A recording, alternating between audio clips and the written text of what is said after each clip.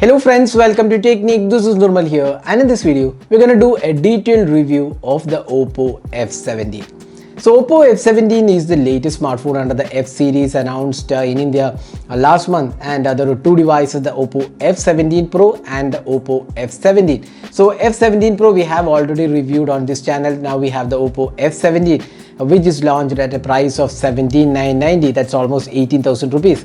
So how good is the device for the price segment and what are the features it offers? There are some highlighting aspects for the Oppo F17. So we'll be analyzing all that in this video. So if this is your first time on this channel, do hit that red subscribe button and also hit the bell icon to get notified of all the videos we publish. So let's get started with the detailed review of the Oppo F17. So first step, let's have a look at the design. So if you look at the design aspect, you can see the front panel is fairly well designed. You can see that while most of the devices have moved to punch hole cameras, Oppo F17 has a water drop notch. It isn't bad, but it's not the latest trend out there. Now the bezels are kept to minimal. You can see the side bezels and bottom bezels are also quite okay. And the front panel design looks good. Now the side panel also has a gold color finish. We have the power button here.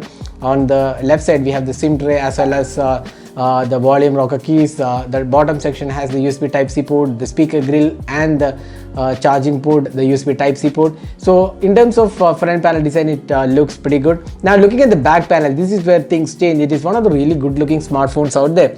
Now it has a leather kind of finish which gives it a completely different or rather unique design aspect in this price segment. We don't see this kind of design in this price segment, especially the material quality looks good. We have the Oppo branding also in gold color. Now there is also a golden ring around the camera layout, the LED flash, the quad camera setup, everything arranged pretty neatly, and it's just 7.5 mm in thickness, in fact less than 7.5 mm in thickness, and weighs just 163 grams. So it's one of the lightest device out there, extremely slim chassis and easy to use as well. So design is one of the highlights of the Oppo F17. It looks really good and it feels really nice. Now the build quality again is pretty good. It's a leather kind of finish, not very common actually leather finishing, but Oppo has gone in for a leather kind of finishing and it feels pretty nice overall. So design and build quality is definitely good on the Oppo F17.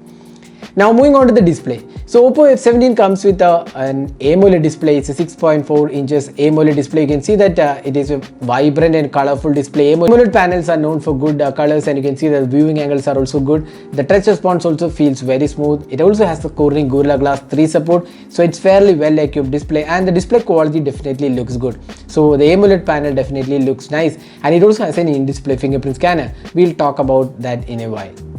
Next, let's move on to the software aspect. So this device runs on the ColorOS 7.2 on top of Android. So we have seen ColorOS on a lot of Oppo smartphones. Even the Realme devices have their version of ColorOS, which is one of the really improved UIs in the last 1 year. You can see that ColorOS 7 onwards it has been very good. Here also you get the ColorOS 7.2. You can see that version 7.2, Android 10, and 6 gigs of RAM and 120 gigabyte storage is there. You also get 8 gigabyte RAM variant. So 17,990 is for the 6 gigabyte RAM, and you get the Qualcomm Snapdragon 662 octa-core processor. So software is pretty good. You get a lot of additional tools like App Cloner, Game Space, Split Screen, then support for themes. If you go to the convenience tool, navigational button customization, quick return bubble, smart sidebar, gestures and motion. So all these things are included in the UI, and it feels pretty smooth, and overall response from the UI also looks really nice. So overall we feel software does a pretty good job on the Oppo F17.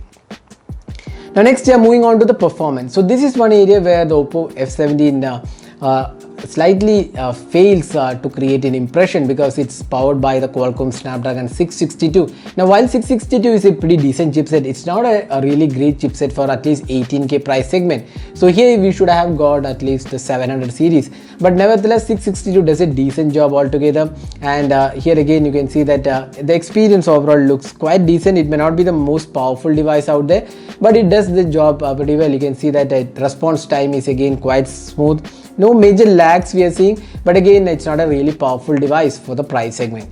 Now if you look at the gaming experience as well, the 662 is not a very powerful chipset for gaming, but for casual gamers this is quite okay, but not for heavy gamers.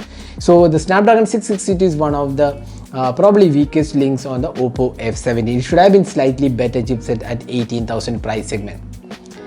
Now next let's talk about the quality and fingerprint scanner. So fingerprint scanner, as I said before, it's an in-display fingerprint scanner. We'll just show you the performance. So you can see here it's very fast in-display fingerprint scanner, and it's quite fast, and even the face unlock looks really good.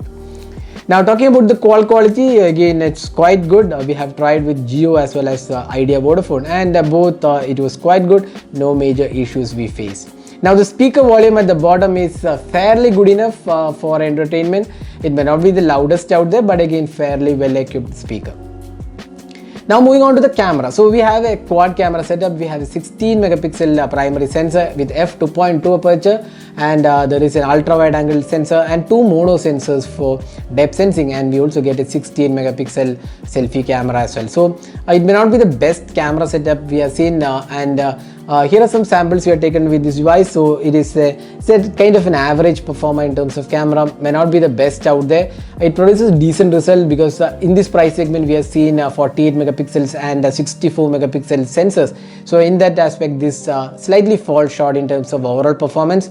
It's kind of an above average performer in terms of the camera aspect. So if you're looking for a great camera experience, you may not get that from the Oppo F70, but it's an above average or rather decent performer in this sub 20k price segment.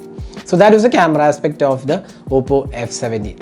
Now finally the battery life. So it has a 4000 mAh capacity battery, in fact 4015 mAh capacity battery, and it also has VOOC 30 watt charging.